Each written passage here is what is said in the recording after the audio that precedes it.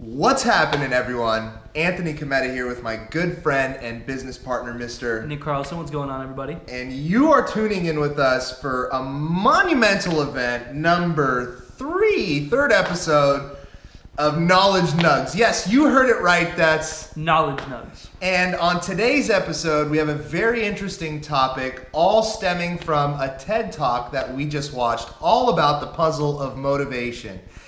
And the difference between extrinsic motivators and intrinsic motivators. For me personally, I was sharing this with Nick a second ago. In my previous business experience and entrepreneurial endeavors, I feel like a lot of the motivators were extrinsic. You know, I had my mind on the end goal, right? The monetary benefit, the flash and the glimmer, and just the wrong things to be motivated about. And what was interesting about this TED Talk was he explained how, what was his name? Dan Pink, that's his name. And look it up, it's a great video.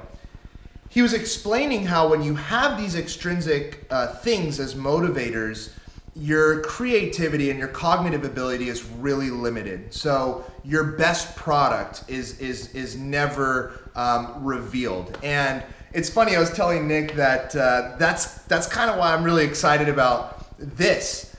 This is an intrinsic motivator for us. There's no financial reward for doing this yet. No, just kidding. But no, for real, this is something that stemmed from us wanting to help people. Yeah, to provide as much value. Like it doesn't have to wrap around to a pitch or for us trying to position a product or anything like that. Exactly. It's just us talking and trying to bring you guys as much help and knowledge and value as possible. I can't stress the value portion enough. Yeah, absolutely. And that's why we're going to produce an incredible product. When you're able to bring that right side of the brain into the equation and use your cognitive abilities to get creative, and your motivation stems from something that, you know, isn't necessarily a car or you know, a trip or a watch or something like that. Yeah, something that's more internal. Exactly. Well, that's like Google. So Google has like the 20% time, and Google's done this really, really well, where any business that really wants to function in the 21st century, the whole carrot and the stick thing works really, really good for any sort of mechanical tasks or anything you can lay out in a series of steps with a distinct point of accomplishment.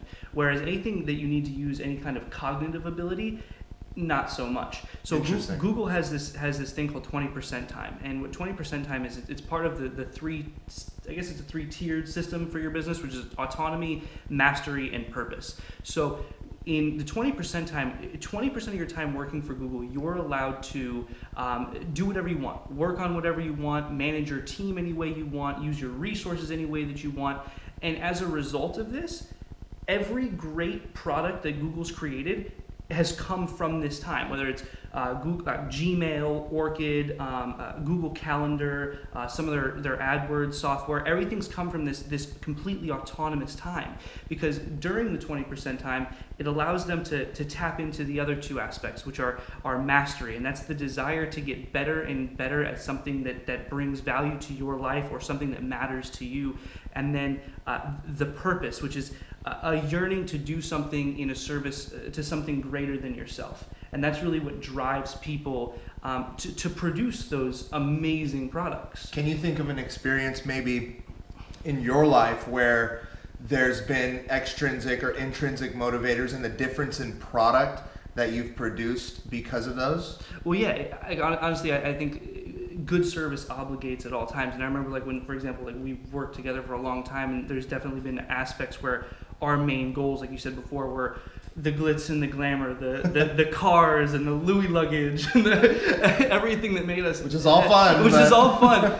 But it doesn't make for a solid business. It limits your product, right? It limits the your creativeness. Yeah. It stifles you, because everything has to come back to making money as opposed to something that you love. And that's really why people get interested in what you do, is because they're in love with what you love. And exactly. It's something that they can make their own.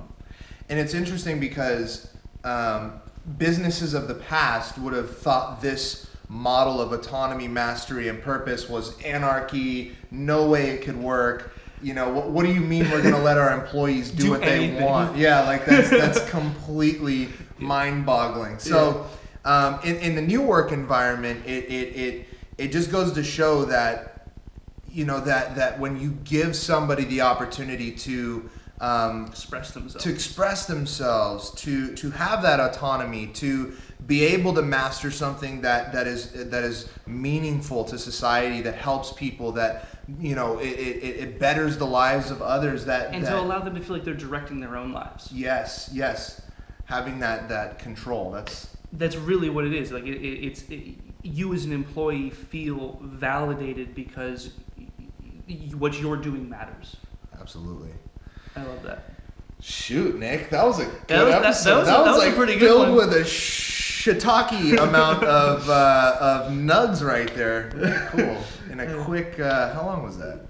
6 minutes on the dot. I think that's Nice. like roughly the time that we're running at. So I mean, hope you guys like it. Stay tuned for the next one that we're gonna roll out. I think we're gonna try to roll out a few of these a week.